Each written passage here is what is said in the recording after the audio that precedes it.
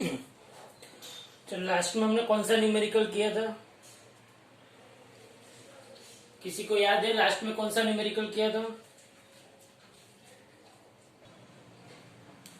Exercise का 33 number का numerical additional exercise का।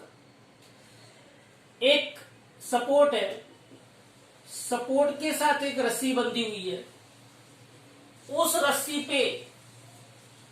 रस्सी पे समझना ध्यान से, ये रस्सी है। मंकी जो है वो इस रस्सी पे ऊपर चढ़ने की कोशिश कर रहा है, नीचे उतरने की कोशिश कर रहा है, या तो ये रस्सी टूट जाती है। हाँ, मास ऑफ मंकी कितना है? मास ऑफ मंकी देखो तो 33 नंबर में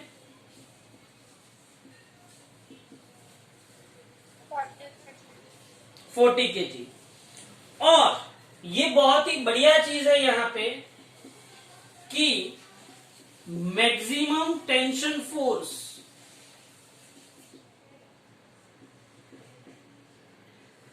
मैक्सिमम टेंशन फोर्स किसका?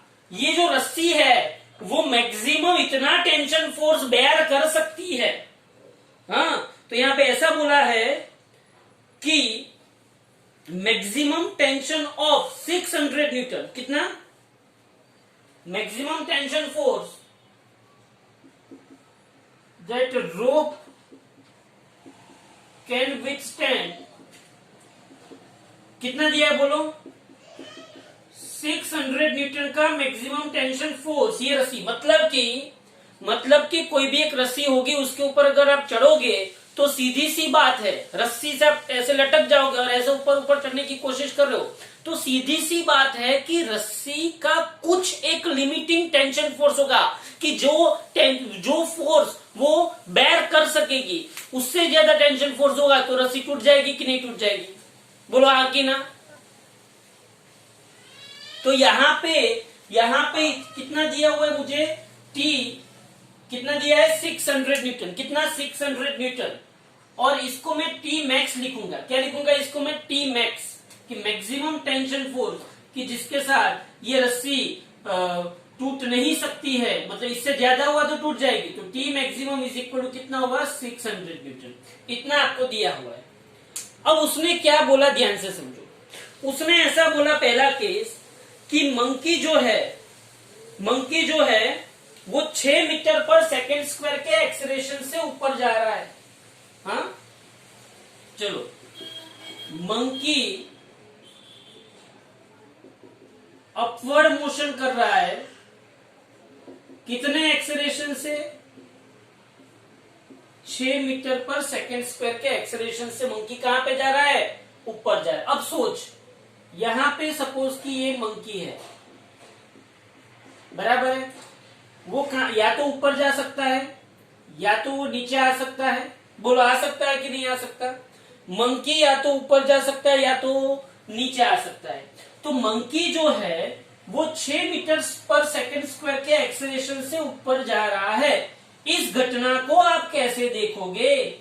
तो आप ऐसे देखोगे कि ये सपोर्ट है, ये मंकी है, वो ऊपर जा रहा है, कितने एक्सेलरेशन से? 6 मीटर पर सेकेंड स्क्वायर के एक्सेलरेशन से। अच्छा, ये मंकी है तो इसको नीचे mg लगेगा कि नहीं लगेगा? मंकी को नीचे mg लगेगा।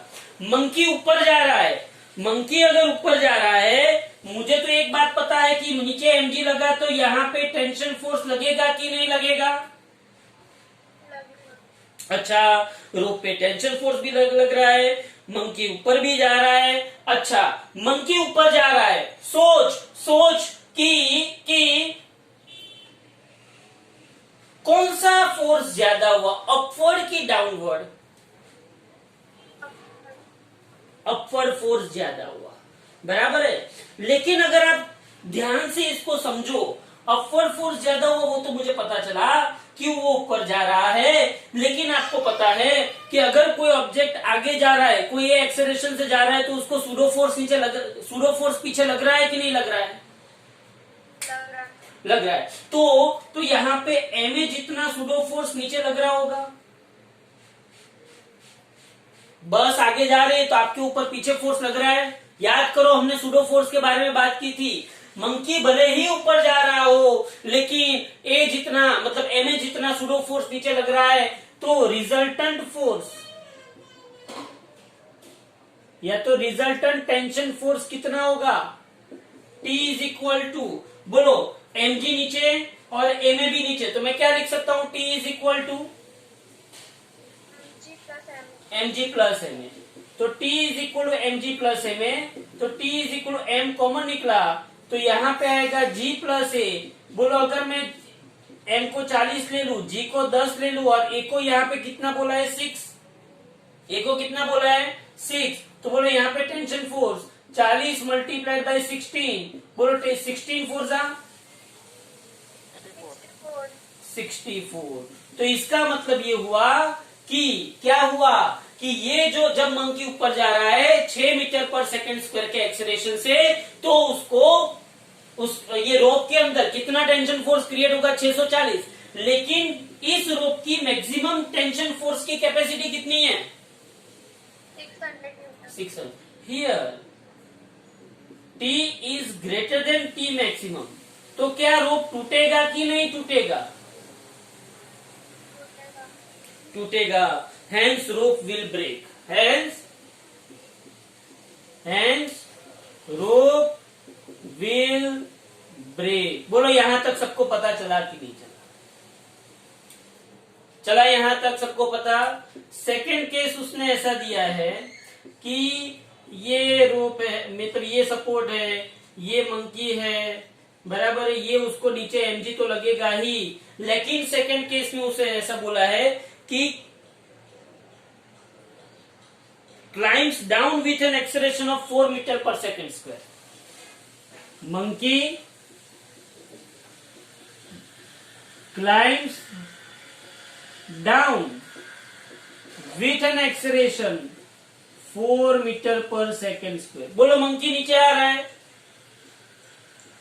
कितने एक्सेलरेशन से, 4 मीटर पर सेकेंड स्क्वायर के एक्सेलरेशन से नीचे आ रहा है, तो बोलो यहाँ पे सूडो फोर्स ऊपर लगेगा कि नहीं लगेगा, मंकी नीचे आ रहा है तो सूडो फोर्स कहां पे लगा ऊपर, और यहाँ पे कौन सा फोर्स लगा टेंशन फोर्स, बोलो हाँ कि ना,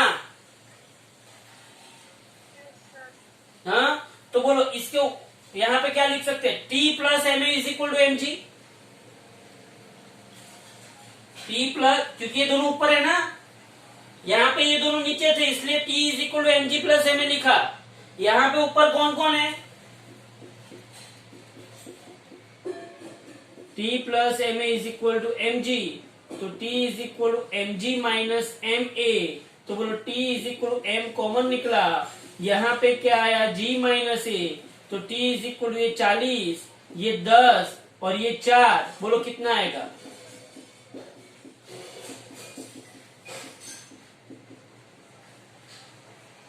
तो बोलो here T is less than T max. क्यों T less than T max है, क्योंकि T मैक्स 600 है और T कितना है 240, तो क्या रोप टूटेगा, hence rope will not break. क्या ऐसा कुछ हमने आगे किया था, ऐसे कोई केसेस हमने किसी में देखे थे, किसी को याद आ रहा है,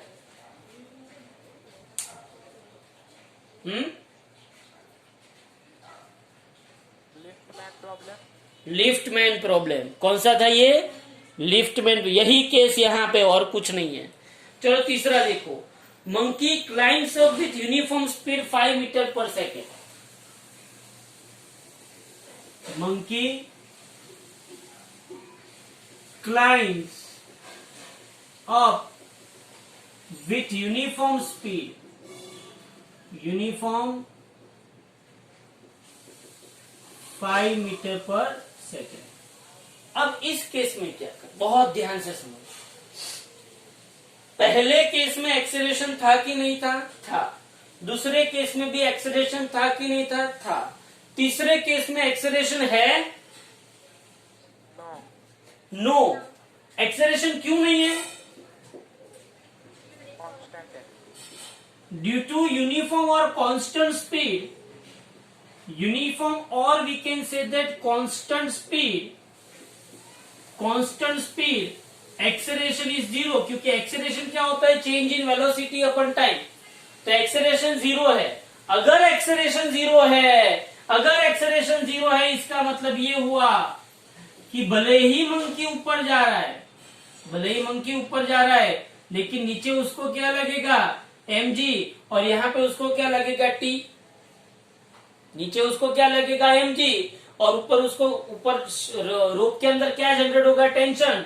तो यहाँ पे t इज इक्वल क्या होगा, mg, क्योंकि यहाँ पे एक्सेलरेशन क्या है, जीरो, और एक्सेलरेशन जीरो है, इसकी वजह से एक्सेलरेशन जीरो, तो वो सूडो फोर्स वाली टर्म क्या हो गई, जीरो। सूडो फोर्स वाली टर्म जीरो हो गई, तो t is equal to 40 multiplied by 10, तो t इज इक्वल टू कितना हुआ, 400 न्यूटन। बोलो ये t मैक्स से ज्यादा है कि कम है, कम है। तो here t is less than t max, so rope will not break. अब एक और ऑप्शन है इसके अंदर, केस है फोर्थ नंबर का केस। बोलो फोर्थ नंबर का केस क्या है, कि अगर रस्सी टूट गई तो, अगर रस्सी टूट गई, अगर रस्सी ब्रेक हो जाती है, तो घटना क्या बनेगी। बोलो रस्सी ब्रेक होगी तो क्या ये मंकी ऊपर जाएगा, मंकी कहां पे आएगा, नीचे आ रहा है, और नीचे कितने एक्सेलरेशन से आएगा, जब रस्सी टूट जाती है और मंकी नीचे आ रहा है, क्या वो फ्री फॉल मोशन हुई, फ्री फॉल मोशन हुई, तो फ्री फॉल मोशन के अंदर ऑब्जेक्ट का एक्सेलरेशन कितना होता है, 10 जी जितना। इसका मतलब ये हुआ when the rope is break, rope break होता है, then monkey will doing free fall motion with acceleration a is equal to g। कौन सा एक्सेलरेशन लिया उसने, a is equal to g acceleration लिया। अब सोच, ये अपवर्ड था, ये डाउनवर्ड था। बोलो डाउनवर्ड में टेंशन का इक्वेशन क्या था, अरे भाई ये डाउनवर्ड ही आ रहा है ना, ये डाउनवर्ड है तो ये केस भी डाउनवर्ड का ही है ना, और ये डाउनवर्ड का केस है तो डाउनवर्ड के अंदर टेंशन फोर्स का इक्वेशन क्या था, T is equal to M into G minus A था।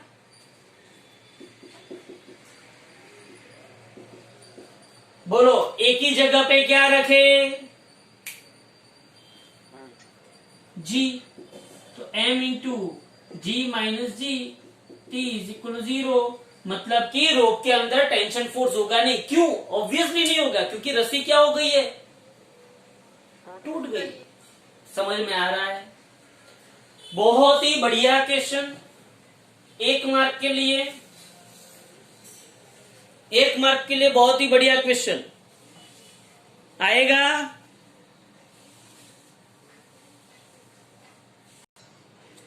मुझे एक बात बताओ, आप शायद कभी कभी कुएं से, मतलब कि पता है ना वो कुएं से पानी लेना,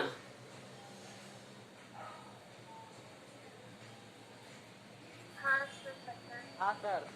अब वेल में से पानी खींचते हैं तो उसके 2 तरीके हैं। मुझे ये बताओ कि अगर मैं रस्सी के पीछे वो डोल, मतलब जो अपनी क्या होती है, टब होता है, डोल होती है, या कुछ भी हो, उसको मैंने अंदर डाला, फिर मैं ऐसे खींच रहा हूं, ध्यान से सुनना, फिर मैं ऐसे खींच रहा हूं, हाँ, तब मुझे बताना क्या क्या होता है। अगर ऐसे वेल है, ये कुआं है, उसके अंदर मैंने सुंदर सी डोल डाली,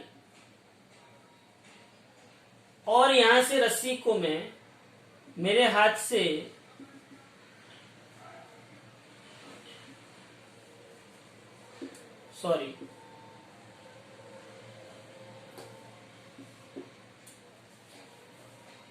मैं ऐसे खींच रहा हूं, ऐसे, तब क्या सिचुएशन होगी सोचो तो। इसका वेट फोर्स कहां पे होगा? बोलो भाई mg होगा कि नहीं होगा? होगा। अच्छा भाई, ऐसा है भाई, इसका वेट फोर्स mg होगा। ओके भाई। अच्छा, और ये बंदे का, इसका मास सपोज कि कैपिटल है तो इसका भी mg होगा। Okay fine. अब मैं ऐसा करता हूं, यही वेल है, ये पानी भरा हुआ है, यही वो, अब मैं यहां से एक पुली लगा देता हूं, पुली, और पुली में से मैं रस्सी निकाल के यहां से मैं वो रस्सी को ऐसे खींच रहा हूं। ये और ये सिचुएशन में फर्क है कि सेम सिचुएशन है?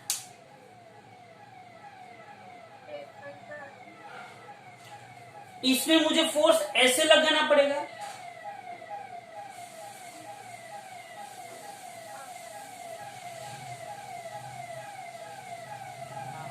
ऐसे, और इसमें ऊपर से खींचना पड़ेगा। ऐसे लगाना पड़ेगा। ऊपर से नीचे आएगा, जबकि इसमें नीचे से ऊपर आएगा। बोलो समझ में आ रहा है कि नहीं आ रहा है? हाँ, तो हमें हमें एक्सरसाइज के 32 में ये पूछा गया है कि ब्लॉक का मास, यहाँ पे रस्सी वो नहीं है, डोल नहीं, यहाँ पे ब्लॉक है, ब्लॉक का मास 25 केजी है। कितना है? ब्लॉक का मास 25 केजी है। ये भी क्या हुआ? 25 केजी। ओके, और पर्सन का मास कितना है? 50 केजी। ये 50 केजी का बंदा है और ये भी 50 केजी का बंदा है, ऐसा है। अब सोच, उसने ऐसा पूछा है, what is the action on the floor by the man in the two cases? In the two cases, if the floor yields the normal force 700 Newton, which mode should the man adopt to lift the block without the floor yielding? What do you mean by floor yielding? Yielding का मतलब क्या हुआ? पहले तो ये बताओ, floor मतलब कौन सा फ्लोर?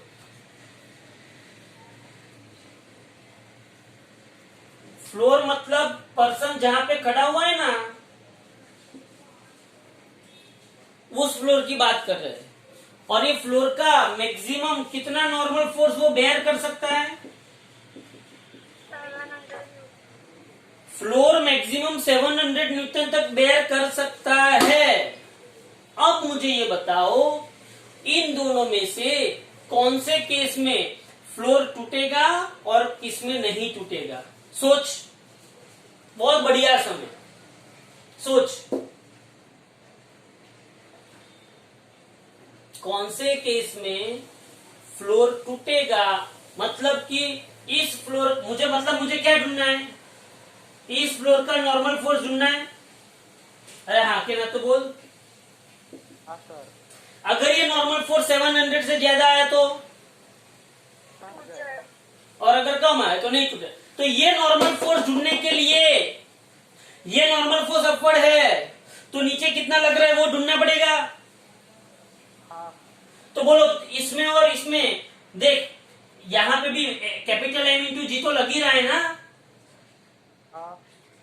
तो दोनों में तो सेम सिचुएशन है, यहां पे भी स्मॉल M इंटू जी लग रहा है, दोनों में सिचुएशन तो सेम है।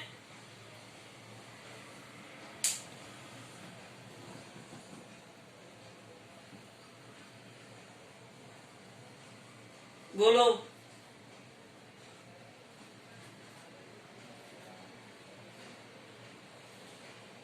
सोचो।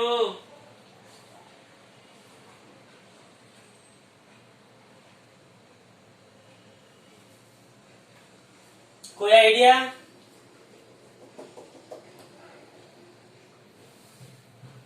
सुनो ध्यान से, ध्यान से समझना। इस केस के अंदर ध्यान से समझना, इस केस के अंदर ऐसे मैं खींच रहा हूं, हाँ। ऐसे मैं खींच रहा हूं तो अगर मैं इसको ऐसे ऊपर खींच रहा हूं तो अपरेंट फोर्स नीचे लगेगा कि ऊपर लगेगा?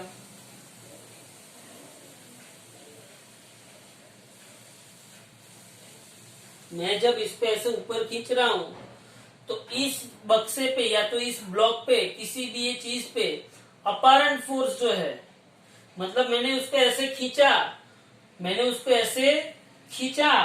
जब मैं उसको ऐसे खींच रहा हूं तब अपरेंट फोर्स मतलब इस ब्लॉक के ऊपर का फोर्स, रिजल्टेंट फोर्स नीचे लगेगा कि ऊपर लगेगा?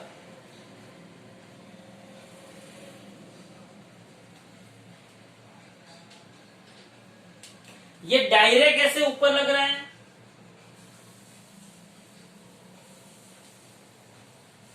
डायरेक्ट कोई पुली बुली है इसके अंदर नहीं है। यहां पे ये ऊपर लग रहा है लेकिन ऐसे तो यहां से तो ये नीचे जा रहा है ना।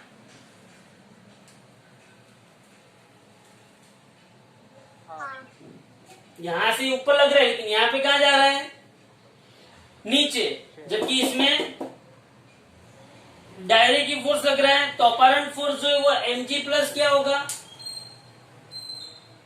mg। तो इसके ऊपर सी समझना, ये नॉर्मल फोर्स ऊपर है तो ये normal force is equal to क्या होगा? mg भी नीचे और mg भी नीचे, तो normal is equal to m into g into m plus m। बोलो m कितना है?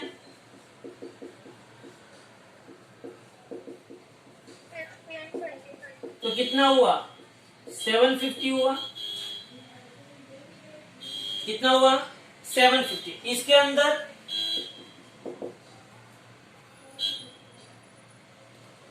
इसके अंदर देखो ध्यान से, भले ही यहाँ पे फोर्स ऊपर है लेकिन यहाँ पे तो नीचे ना।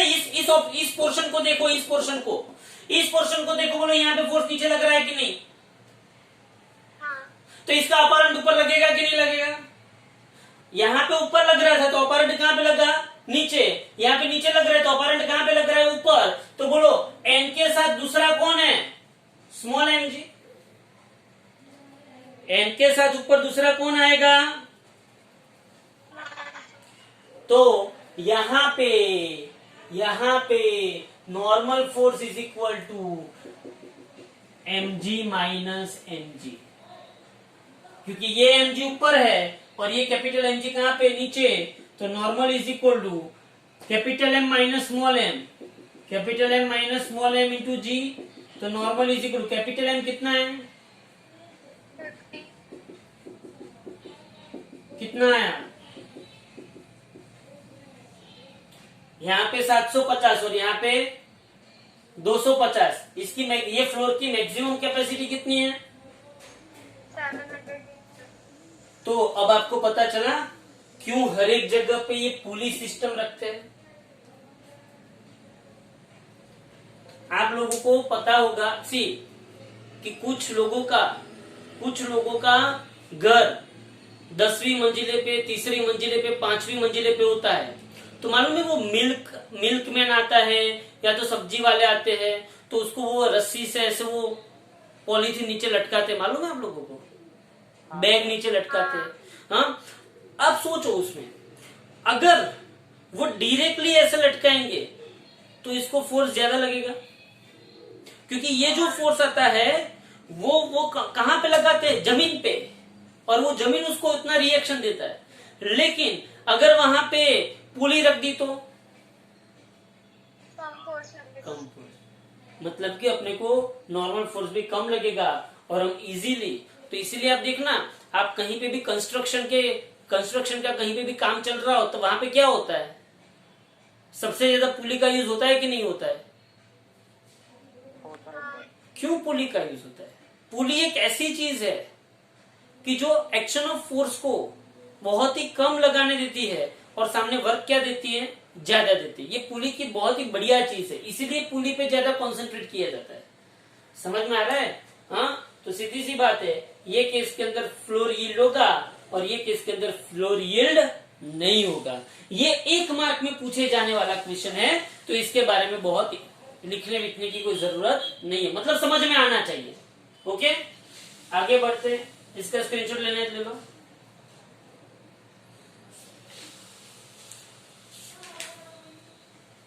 आगे बढ़ते हैं 31 नंबर का न्यूमेरिकल। 31 नंबर का न्यूमेरिकल भी बहुत इजी है। पीबी ट्रैक पता है? रेल के ट्रैक, रेल के ट्रैक क्या है पता बताओ तो मुझे। रेल का ट्रैक है, उस ट्रैक के ऊपर रेल है। सपोज कि ये रेल है, सपोज कि ये रेल है। ये रेल मतलब ये रेल और ये उसके दो पहिए हैं। समझना ध्यान से, ये क्या है? उसके दो पहिए और ये ट्रैक है।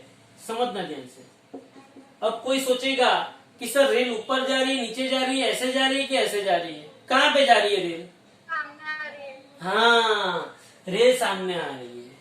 हाँ, इसलिए ऐसे अगर आप देखोगे, या तो कोई रेल ऐसा अंदर जा रही है, अंदर भी जा सकती है ना, या तो बाहर आ रही है या तो अंदर जा रही है। अगर वो अंदर जा रही है, अंदर जा रही है तो भी हम उसको ऐसे, वो ट्रैक मालूम है जैसे पट्टे होते हैं। अरे हाँ के ना तो बोलो, कभी जिंदगी में बैठे हो रेल में? हाँ, हाँ, कभी सुसाइड करने गए हो? गए हो कभी भी ट्रैक पे? जाना चाहिए कभी कभी, मतलब जाके आ जाने का। देखो यहाँ पे तो ये जो दो पहिए हैं, अब सोचो कि ये सर्कुलर ट्रैक है। कौन सा ट्रैक है? सर्कुलर ट्रैक है। अगर ये सर्कुलर ट्रैक है तो कभी कभी उसको पटरी पे से ना उतरना हो, उसकी वजह से कभी कभी स्लाइड, एकदम स्लाइड, वहां पे क्या दिया गया होता है? स्लोप दिया गया है। क्या दिया गया होता है वहां पे? स्लोप। अब सोच, सीधी सी बात है, अगर ये टर्न ले रही है तो यहाँ पे बाहर की साइड उसको क्या लगेगा? अच्छा भाई, उसको यहाँ पे क्या लगेगा? नॉर्मल। नॉर्मल। नॉर्मल के साथ उसने यहाँ पे कितना एंगल बनाया? थीटा। तो ये क्या होगा? तो ये क्या होगा? देखो कोई ऐसा बोलेगा कि सर ये तो सेम पैरेलल। सी यहाँ पे मैंने पहले भी बोला, एकदम स्लाइड, एकदम स्लाइड चेंज होता है, स्लाइड स्लोप होता है। समझ में आ रहा है? तो ये इसलिए यहाँ पे एकदम बहुत ही छोटा सा एंगल बना। क्या बना? बहुत ही छोटा सा एंगल बना। और इसका ये एन साइन थीटा, इसका एन कॉस थीटा, और यहाँ पे तो आजीवन काल से कौन आता है? माँ जी। तो बोलो, एन कॉस थीटा को कौन बैलेंस कर रहा है? माँ जी। एन साइन थीटा को भी कौन बैलेंस कर रहा है? M V square by R. इसको इक्वेशन नंबर 1 दे दो, इसको इक्वेशन नंबर 2 दे दो। तो एन साइन थीटा अपन N cos theta is equal to M V square by R divided by माँ G M M cut N N cut. तो ये tan theta is equal to V square by R G होगा। क्या ऐसा सम हमने आगे किया कि नहीं किया?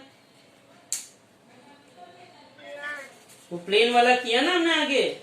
हाँ, तो इस बंदे ने अपने को थीटा पूछा है, तो theta is equal to tan inverse V square by R G. बोलो, उसने वेलोसिटी भी दे दी है और रेडियस भी दे दिया है और जी भी दे दिया है। तो क्या आपको थीटा ढूंढने को आएगा कि नहीं आएगा?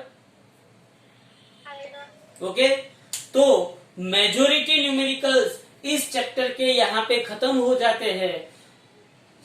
मेजोरिटी सब पोर्शन खत्म हो जाता है। तो हम अभी अगले साल से 6 नंबर का चैप्टर स्टार्ट करेंगे। हम अभी अगले साल ही मिलेंगे। हम अभी 6 नंबर का चैप्टर स्टार्ट करेंगे, लेकिन उसमें कंपलसरी 2 चीज होगी। कंपलसरी जूम तो करना ही है। हाँ, साथ में 10 अक्टूबर तक वो ऐप आ जा रही है, तो उसके अंदर सभी वीडियोस भी आ जाएंगे। मतलब जो अपने स्टूडेंट है, फिर से बोल रहा हूं, जो मेरे स्टूडेंट है उसी को ही वो वीडियो मिलेंगे, बाकी किसी को मिलेंगे नहीं। समझ में आ रहा है? जूम तो हम करें, जूम का ही लेक्चर में अपलोड करूंगा, लेकिन वो पर्टिकुलर ऐप होगी, तो मेरे ही स्टूडेंट को वो वीडियो मैं अभी वीडियो रखना बंद क्यों किया? इसी वजह से किया मैंने। क्लियर में समझ में आ रहा है मैं जो बोल रहा हूँ वो? ओके, तो वो 10 तारीख तक हो जाएगा। ओके, आज भी ये वीडियो मैंने रख रहा हूं, लेकिन मुझे सब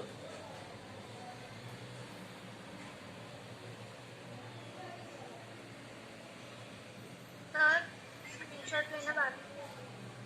हाँ सो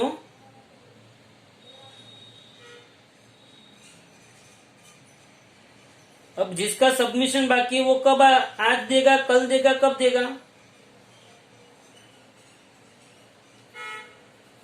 आज शाम तक हो जाएगा सबका? सर आज आप क्लास पर आने वाले हो? क्लास पे देखता हूं मैं। आज शाम तक हो जाएगा सबका?